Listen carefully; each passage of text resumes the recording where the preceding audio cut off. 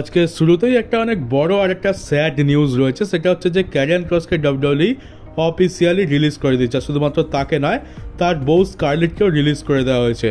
কালকে সকালবেলায় আমি যে ভিডিওটা আপলোড করেছিলাম, সেটা আপলোড করার 2-3 ঘন্টা পর এমনটা জানা যায় যে ডাব্লিউডব্লিউই ক্যারিয়ান ক্রসকে তাদের অ্যাক্টিভ রস্টারের পেজ থেকে সরিয়ে দিয়ে অ্যালুমিনাই সেকশানে দিয়ে দিয়েছে, যেখানে সাধারণত সেই সমস্ত সুপারস্টাররা থাকে যারা এই মুহূর্তে ডাব্লিউডব্লিউই তার কাজ করে না, তাদেরকে বা যাদেরকে রিলিজ করে দেওয়া হয়েছে বা যারা নিজে থেকে ডাব্লিউডব্লিউই ছেড়ে চলে গেছে। তো সেখানে দেখার পর বুঝেই গেছিলাম যে রিলিজ হয়ে গেছে। আর আজকের ক্যারিয়ান ক্রস আর স্কারলেট অফিসিয়ালি এটা অ্যানাউন্স করে দিয়েছে যে তাদেরকে রিলিজ করে দেওয়া হয়েছে। আজকের ক্যারিয়ান ক্রস তার ইউটিউব চ্যানেলে একটা 1 ঘন্টারও বড় একটা ভিডিও আপলোড করে, যেটা একটা ডকুমেন্টারি টাইপ ভিডিও ছিল, সেখানে সেটা বলে।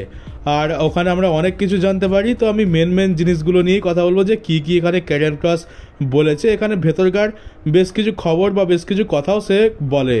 ক্যারিয়ান ক্রস প্রথমে সবাইকে ধন্যবাদ জানায় যে সমস্ত ফ্যান্সরা তাকে এত দিন ধরে সাপোর্ট করে আসছে, কিন্তু শেষ পর্যন্ত শেষ রক্ষা হলো না। ক্যারিয়ান ক্রস চেয়েছিল যে সে ডাব্লিউডব্লিউইতেই যেন থাকুক আর তার ক্যারিয়ার ডাব্লিউডব্লিউইতেই শেষ করুক। আর ফ্যান্সরা তাকে এত বেশি সাপোর্ট করেছে, হয়তো কিছু হতে পারতো, কিন্তু শেষ পর্যন্ত ডাব্লিউডব্লিউই আর সেটা হতে দিল না, সেটা মানে তাদেরকে রিলিজ করে দেওয়া হলো। আর ক্যারিয়ান ক্রস কখনো ভাবেনি যে ডাব্লিউডব্লিউই তাদের সাথে এত বাজে ব্যবহার করবে। মানে তাদের সাথে লাস্ট যে কনভারসেশনটা হয়েছিল ক্যারিয়ান ক্রসদের, তো সেইখানে পরিষ্কার বোঝা যাচ্ছিল যে ডাব্লিউডব্লিউই তাদেরকে রাখতেই চায় না, মানে যা হোক করে খালি কোম্পানি থেকে বের করে দিতে পারলে বাঁচে, এমনটা তাদের মনোভাব ছিল। আর এটা থেকে তারা খুবই হার্ট হয়েছে, তারা ভাবেনি যে ডাব্লিউডব্লিউই তাদের সাথে এত বাজে ব্যবহার করবে। তবে ক্যারিয়ান ক্রস এটাও বলে যে সি ইউ সুন, মানে আমরা তাকে আবার দেখতে পাবো, তবে হয়তো অন্য কোনো কোম্পানিতে। এবারে অনেকে এটা বলছে যে এটা নাকি স্টোরি লাইনের পার্ট হতে পারে। তো আমি এটা নিয়ে এখনও কিছু বলবো না, কারণ আমি নিজেও বেশ কনফিউজ হয়ে রয়েছি। আর এটা কোনো কিছু কনফার্ম তো নয় যে এটা স্টোরি লাইনের পার্ট। এটা হতে পারে যে একটা স্টোরি লাইনের পার্ট, এমনটা দেখানো হচ্ছে যে ক্যারিয়ান ক্রসকে বের করে দেওয়া হয়েছে, কিন্তু তারপরে আবার তাকে কোম্পানিতে ফিরিয়ে আনা হবে। এটা মেবি স্টোরি লাইনের পার্ট হতে পারে, কারণ সবাই তো জানে যে ক্যারিয়ান ক্রসকে রিলিজ করলে একটা বড় সড়ো আলোড়ন তো হবে, যেমনটা আমরা R-Truth বেলায় দেখতে পেয়েছিলাম। আর তারপর কি হয়েছিল সে তো আমরা সকলেই জানি। ট্রিপল এইচ যে ভয় পেয়ে যায়, আর ট্রিপল এইচ শেষ পর্যন্ত R-Truthকে ফ্যান্সদের ডিমান্ডে ফিরিয়ে আনে। তো এই যে ক্যারিয়ান ক্রসকে রিলিজ করে দেওয়া হয়েছে, এবার তো ফ্যান্সরা R-Truthের মতোই ক্যারিয়ান ক্রসকে সাপোর্ট করবে, আর ট্রিপল এইচের ব্যান্ড বাজিয়ে দেবে, শো হাইজ্যাক করে নেবে। তো ট্রিপল এইচ তো এইবারেও সেই ভয় পেয়ে ফ্যান্সদের কথা শুনে ক্যারিয়ান ক্রসকে ফিরিয়ে আনতে পারে। তো সেই হিসাবে দেখতে গেলে এটা একটা স্টোরি লাইনের পার্টও হতে পারে বা নাও হতে পারে, সেসব তো পরের কথা, সেটা যখন হবে আমরা তখন দেখেই নেবো। আর এখন এই মুহূর্তে টুইটারেতে উই ওয়ান্ট ক্রস এটা একদম 1 নম্বরে ট্রেন্ড করছে আমেরিকাতে, যেমনটা ঠিক R-Truthের ক্ষেত্রে আমরা দেখতে পেয়েছিলাম। আর ক্যারিয়ান ক্রস এটাও রিভিল করে যে যখন তার এরকম সিচুয়েশান চলছিল, মানে আর 1-2 দিনই বাকি ছিল তার রিলিজ হতে, তখন R-Truth তার কাছে আসে আর এসে বলে যে দেখো তুমি মেন রস্টারে কোনো রকম টাইটেল তো তুমি জিততে পারো নি, তোমাকে ডাব্লিউডব্লিউই জেতায়নি, কিন্তু তুমি এখান থেকে যেটা জিতেছো সেটা হচ্ছে ফ্যান্সদের সাপোর্ট, ফ্যান্সদের ভালোবাসা তুমি জিতে নিয়ে যাচ্ছ, এই ফ্যান্সরা তোমার সাথে সবসময় থাকবে। আর তাছাড়া এটাও সে রিভিল করে যে ব্রে হোয়াইট যখন বেঁচে ছিল, তো ব্রে হোয়াইট এটা ঠিক করেছিল যে তার যে হোয়াইট সিক্সের টিমটা রয়েছে, সেই টিমের একটা মেম্বার হবে ক্যারিয়ান ক্রস, কিন্তু তারপরে সেটা ক্যান্সেল হয়ে যায় ব্রে হোয়াইট মারা যাওয়ার পর। আর আজকের আমরা এই একটা হোয়াইট সিক্স দেখতে পাচ্ছি, যেটাকে ট্রিপল এইচ বানিয়েছে। আর রেসলম্যানিয়াতে আমরা যে এজে স্টাইলস ভার্সেস লোগান পলের মধ্যে যে ম্যাচটা দেখতে পেয়েছিলাম, সেখানে লাস্টের দিকে ক্যারিয়ান ক্রসকেও দেখতে পাই। তো ওইখানে ডাব্লিউডব্লিউই ক্যারিয়ান ক্রসকে রাখতে চায়নি, রাখার কোনো রকম ইচ্ছা ছিল না, শুধুমাত্র লোগান পল বিশেষভাবে রিকোয়েস্ট করেছিল, লোগান পলের জন্যই ক্যারিয়ান ক্রস ওখানে এসেছিল, না হলে আমরা সেটাও দেখতে পেতাম না। আর এখন তো এটা স্বাভাবিক যে এখন ফ্যান্সরা প্রচণ্ড মেতে রয়েছে, প্রচণ্ড রেগে রয়েছে। তারা R-Truthের বেলা যে কাজটা করেছিল এবারেও সেই কাজটা হবে। কালকের রতে আমরা শো হাইজ্যাক হতে দেখতে পাবো, উই ওয়ান্ট ক্রসের চ্যান্ট লাগবে, আর ট্রিপল এইচের ঘর থেকে বেরোনো বন্ধ হয়ে যাবে। তো দেখা যাক এবারে আমরা আবার কোথাও সেই R-Truthের মতোই ক্যারিয়ান ক্রসের রিটার্ন দেখতে পাই কিনা। আর এবার আমার একটা থট বলি যে যদি ফ্যান্সদের চাপে পড়ে ডাব্লিউডব্লিউই ক্যারিয়ান ক্রসকে ফিরিয়ে আনে, তাহলে আমি এটা বলবো যে ডাব্লিউডব্লিউই কি জানতো না যে এই সিচুয়েশনটা আসবে? বা আর যদি এরকমটা হয়ে থাকে তাহলে তো প্রত্যেকবারই আমরা দেখতে পাবো ডাব্লিউডব্লিউই কাউকে না কাউকে রিলিজ করে দিচ্ছে, আর ফ্যান্সরা এই নিয়ে আন্দোলন শুরু করবে, আর যার ফলে ডাব্লিউডব্লিউ তাকে আবার ফিরিয়ে আনবে। তো এটা যদি প্রত্যেকবারের ঘটনা হয়ে থাকে তাহলে ডাব্লিউডব্লিউ বেকার বেকার রিলিজ করতে যায় বা কেন? আর তোমাদেরকে আরেকটা ফ্যাক্ট বলি, সেটা হচ্ছে যে 2022 সালে বা 2021 সালের দিকে আমার অতটা মনে নেই, তখন ভিন্স ম্যাকম্যান ইনচার্জে ছিল, তখন এক গাদা রেসলারকে ডাব্লিউডব্লিউ রিলিজ করে দিয়েছিল। তার মধ্যে ব্রে ওয়াইট, ক্যারিয়ান ক্রস, ব্রন স্ট্রোমান, ডেকোটা কাই এরকম বড় বড় নাম ছিল। তো ট্রিপল এইচ 2022 সালেতে কন্ট্রোল নেওয়ার পর সে এদেরকে আবার ফিরিয়ে আনে ডাব্লিউডব্লিউ কোম্পানিতে।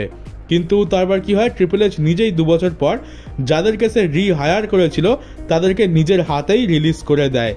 তো এটা আমি কি বলবো, এটা তো শুধুমাত্র দেখে বোঝাই যাচ্ছে যে ট্রিপল এইচ নাম কামানোর জন্য তখন ওইটা করেছিল। আর আজ যদি ব্রে ওয়াইট বেঁচে থাকতো তাহলে হয়তো ব্রে ওয়াইটকেও ট্রিপল এইচ রিলিজ করে দিত। আর ডাব্লিউডব্লিউ স্পটিফাই এর ওপরে ক্যারিয়ান ক্রসের যে থিম সংটা ছিল সেই থিম সংটাও রিমুভ করে দিয়েছে। আর এটা তখনই হয় যখন কোনো সুপারস্টার আর ডাব্লিউডব্লিউতে থাকে না। আর এবারের পরের নিউজে আসা যাক, সেটা হচ্ছে যে এবার থেকে আমরা সম্ভবত ডাব্লিউডব্লিউতে 2খানা রেসেলমেনিয়া দেখতে পাবো একটা বছরে।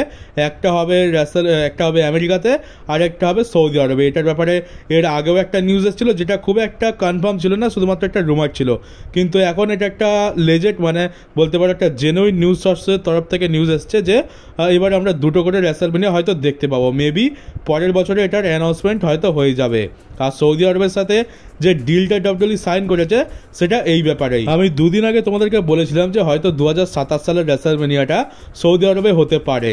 তো সেইটা তো রয়েছেই প্ল্যানে, কিন্তু আরেকটাও রয়েছে যে আমরা বছরে 2টো রেসেলমেনিয়া দেখতে পাবো। আর সৌদি আরবের রেসেলমেনিয়া ওটা একদম পার্মানেন্ট হয়ে যাবে প্রতি বছর। তো আমরা এক বছরে 2খানা রেসেলমেনিয়ার মজা নিতে পারবো। আর এই হচ্ছে ক্ল্যাশ ইন প্যারিসের অফিসিয়াল পোস্টার, ডাব্লিউডব্লিউটা রিলিজ করে দিয়েছে। দেখতে পাচ্ছ রোমানকে এখানে ফিচার করা হয়েছে, রোমানই হচ্ছে পোস্টার বয়। তো ডাব্লিউডব্লিউ এটা নিজে থেকেই কনফার্ম করে দিয়েছে যে রোমান ক্ল্যাশ ইন প্যারিসে থাকবে, সম্ভবত ওয়ার্ল্ড টাইটেল ম্যাচে আমরা তাকে আবার দেখতে পাবো, যেটা খুবই ভালো খবর। কোডি রোডস, ড্রু ম্যাকিন্টায়ার, জন সিনা, লোগান পল এরা তো থাকবে, এটা আমরা খুব ভালো করে জানি। ব্রক লেসনারও থাকতে পারে। রোমানকে অফিসিয়ালি অ্যাডভার্টাইজ করে এটা কনফার্ম করে দিয়েছে যে রোমানও ওখানে থাকছে, তাই খুব ভালো করে টিকিট কেনো, তোমাদের শোটা খুব ভালো হবে। তো টিকিট বিক্রি করার ক্ষেত্রে এটা একটা খুব ভালো মুভ। আর বলা যায় না, হয়তো রোমান যেহেতু ক্ল্যাশ ইন প্যারিস অব্দি থেকে যাচ্ছে, তারপরে হয়তো ব্রেক নেবে, তো মনে হচ্ছে এই কদিনের মধ্যে রোমানের আরো 2 জোড়া জুতো চুরি হয়ে যাবে। আর এবার ফাইনালি ইলিয়া ড্রাগুনভের হয়তো রিটার্ন হতে চলেছে। ডাব্লিউডব্লিউ তার সাথে এজে স্টাইলসের একটা ফিউড প্ল্যান করেছে, এটা করানো তাদের প্ল্যানে রয়েছে, সেই জন্য ইলিয়া ড্রাগুনভ রিটার্ন করবে।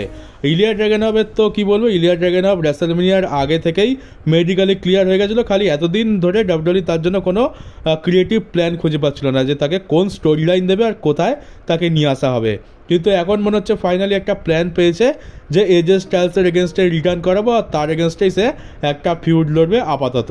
তো দেখা যাক ইলিয়া ড্রাগুনভকে আমরা কবে দেখতে পাই। তাও ভালো বলতে হয়, আমি তো ভেবেছিলাম যে ইলিয়া ড্রাগুনভকে আবার এল গ্র্যান্ডে আমেরিকানও বানিয়ে না দেয়, কারণ ডাব্লিউডব্লিউ তো ওই করে, যারা একটু নাটা আছে তাদেরকে এল গ্র্যান্ডে বানিয়ে দেয়। আর ইলিয়া ড্রাগুনভের মতো বড় বড় আর ভালো ভালো ট্যালেন্টকে কিভাবে নষ্ট করতে হয় এটা তো আমাদের টাকলো খুব ভালোভাবে জানে। আর এর পরের নিউজটা ব্রক লেসনারকে নিয়ে রয়েছে। তো ব্রক লেসনারের তো ভাই আলাদাই পাওয়ার, আলাদাই ক্ষমতা। মানে ব্রক লেসনার যে এই 2 বছর ডাব্লিউডব্লিউর বাইরে ছিল, সে ঘরেতে বসেছিল, কিন্তু তার স্যালারিতে কোনো ইম্প্যাক্ট পড়েনি, মানে সে ঘরে বসে বসে স্যালারি পাচ্ছিল। এই 2 বছরে তার 12 মিলিয়ন করে এক বছরে পাওয়ার কথা, তো টোটাল হচ্ছে $24 মিলিয়ন। মাস গেলে ব্রক লেসনার তার স্যালারি ঠিকঠাক পেয়ে যেত, আর প্রতি বছরে $12 মিলিয়ন করে কামাতো। তো তোমরা এটা ভেবে নিতে পারো যে ব্রক লেসনার একটা কোম্পানিতে কাজ করে, কিছু লিগাল ইস্যু হয়েছিল, তার জন্য ব্রক লেসনার 2 বছরের জন্য ছুটি নেয়, কিন্তু ছুটি নেওয়া সত্ত্বেও তাকে ঘরে বসিয়ে বসিয়ে কোম্পানি টাকা দিয়েছে। আর যখন লিগাল প্রবলেমটা মিটে যায় তখন ব্রক লেসনার আবার কাজে ফিরে এসছে। তো এরকম তো আমরা খুব একটা দেখতে পাই না, এটাই হচ্ছে ব্রক লেসনারের পাওয়ার। ডাব্লিউডব্লিউ জানে যে যদি ব্রক লেসনারের মাইনে বন্ধ করে দেওয়া হয় তাহলে মেবি বলা যায় না ব্রক কোনো অন্য কোম্পানির সাথে যোগাযোগে আসতে পারে, মেবি হয়তো AEW ব্রক লেসনারকে অনেক টাকা দিয়ে কিনে নিতে পারে। টনি খান তো ব্রক লেসনারকে নেওয়ার জন্য নিশ্চয়ই উঠে পড়ে লাগবে, আর টনি খান অনেক বড় লোক, তো টাকার কোনো অভাবও নেই। তো সেই ভয় হয়তো এখানে ডাব্লিউডব্লিউ এটা ভেবেছে যে আসছে না, যাকে বাদ দাও, লিগাল প্রবলেম একদিন না একদিন তো মিটবে, আমরা ব্রককে তার কন্ট্রাক্টের টাকা দিই যাতে ব্রক ডাব্লিউডব্লিউর সাথে টাচে থাকে। আর সেই জন্য আমরা ব্রক লেসনারকে সবসময় ডাব্লিউডব্লিউর অ্যাক্টিভ রস্টারের পেজে দেখতে পেতাম, সে ডাব্লিউডব্লিউতে না থাকা সত্ত্বেও। আমার তো মনে হয় না যে এটা ব্রক লেসনার ছাড়া যদি অন্য কোনো সুপারস্টার হতো তাহলে হয়তো ডাব্লিউডব্লিউ এতটা বেশি কেয়ার করতো। তবে ডাব্লিউডব্লিউ এটা খুব ভালো করে জানে যে এই 2 বছরে তারা $24 মিলিয়ন তো ব্রক লেসনারকে এমনি দিয়েছে, কিন্তু ব্রকের রিটার্ন হয়ে যাওয়ার পর তারা এরকম $24 মিলিয়ন হয়তো এক মাসেই কামিয়ে নেবে, আর যেটা এখন হচ্ছে। আর কালকের রয়ের জন্য কি কি অফিসিয়াল করা আছে দেখে নাও। স্যামি জেন ভার্সেস রুসেভের মধ্যে একটা ম্যাচ অফিসিয়াল আছে, এটাও সেই সোলো ভার্সেস স্যামির মতো একটা র্যান্ডম ম্যাচ। তারপর ম্যাক্সিম ডুপ্রি ভার্সেস বেকি লিঞ্চ, কেউ ইন্টারেস্টেড নয়। নিওমি ভার্সেস ইও স্কাইয়ের মধ্যে ওমেন্স চ্যাম্পিয়নশিপের জন্য ম্যাচ হবে, আর সিএম পাঙ্ক র কিক অফ করবে। আর এবার আরেকটা ফ্যাক্ট নিয়ে কথা বলা যাক। সম্ভবত রোমান এখন আর ডাব্লিউডব্লিউইতে হাইয়েস্ট পেড রেসলার আর নেই, কারণ রোমান কি হচ্ছে যে তার একটা ইন্টারভিউতে সে বলেছে, মানে 2-3 দিন আগে একটা ইন্টারভিউ হয়, সেখানে বলে যে যখন আমার ক্যারিয়ারটা শুরু হয়েছিল তখন আমাকে খুবই ফাইন্যান্সিয়ালি স্ট্রাগল করতে হচ্ছিল। আমি প্রতি সপ্তাহে $500 করে পেতাম, মানে মাস গেলে $2000 করে সে ইনকাম করতো। আর এখন সে প্রতি বছরে পায় $5 মিলিয়ন। এই $5 মিলিয়ন শুনে আমার তো একটু আজব লাগছে, কারণ রোমানের তো 5 মিলিয়ন নয়, $15 মিলিয়ন বলার কথা। $15 মিলিয়ন তার প্রতি বছরে পাবে, এমনটাই আমরা জানি। তো তার মানে কি এইটা যে টিকেও যেটা বলেছিল যে রোমানের স্যালারি হয়তো কমে যেতে পারে, তো সেটা সত্যি হয়েছে? মানে টিকেও তো বলেনি, আমরা নিউজ পেয়েছিলাম। তো মনে হচ্ছে রোমানের স্যালারি কমিয়ে দেওয়া হয়েছে। রোমান যেহেতু বেশি অ্যাপিয়ারেন্সও করে না, সেই জন্য রোমানের স্যালারি 15 থেকে সোজা 5-এ করে দেওয়া হয়েছে। আর এটাকে আমি এই জন্যই জোর দিয়ে বলছি, কারণ এইটা রোমান নিজে বলেছে যে সে প্রতি বছরে এখন $5 মিলিয়ন করে কামায় ডাব্লিউডব্লিউই থেকে। তো তার মানে হচ্ছে এখন ডাব্লিউডব্লিউইতে হাইয়েস্ট পেড রেসলার হচ্ছে ব্রক লেসনার, 12 মিলিয়ন, ওর ওপরে এখন আর কেউ নেই। এবার ব্রকের স্যালারি বাড়িয়েছে কিনা আমি তো জানি না। ব্রক এখন রিটার্ন করেছে, হয়তো নতুন কোনো কন্ট্রাক্টও তাকে সাইন করানো হয়েছে, বা সেই কন্ট্রাক্টে তাকে কত টাকা অফার করা হয়েছে সেটা তো এখনো রিভিল হয়নি। তাও মেবি আমরা পুরনো কন্ট্রাক্ট অনুযায়ী 12 মিলিয়ন ধরেই চলছি। 2 মাস আগে আমরা রোমানের স্যালারি নিয়ে যে নিউজটা পেয়েছিলাম সেটা কোথাও না কোথাও সত্যি হয়েই যাচ্ছে। তো এই হচ্ছে কর্পোরেট কোম্পানি, কাজ করলে টাকা, না হলে টাকা নয়। যেমন অ্যাপিয়ারেন্স করবে, যেমন ম্যাচ লড়বে, তেমনই টাকা পাবে। কিন্তু অপরদিকে রয়েছে ব্রক লেসনার, যে 2 বছর কাজ না করেও আরামসে মিলিয়ন পকেটে ভরে নিয়েছে। তো একেই বলে আসল অরা, আর একেই বলে আসল পাওয়ার। তো চলো গাইজ, এই ভিডিওটা এই পর্যন্তই ছিল। কেমন লাগলো কমেন্ট বক্সে অবশ্যই জানিও। নতুন হয়ে থাকলে চ্যানেলটাকে সাবস্ক্রাইব করে নোটিফিকেশন বেলটাকে অন করে দিও, আর পারলে ভিডিওটাকে শেয়ারও করে দিও। তো চলো, দেখা হচ্ছে ডাব্লিউডব্লিউইর নতুন একটা নিউজ ভিডিওতে।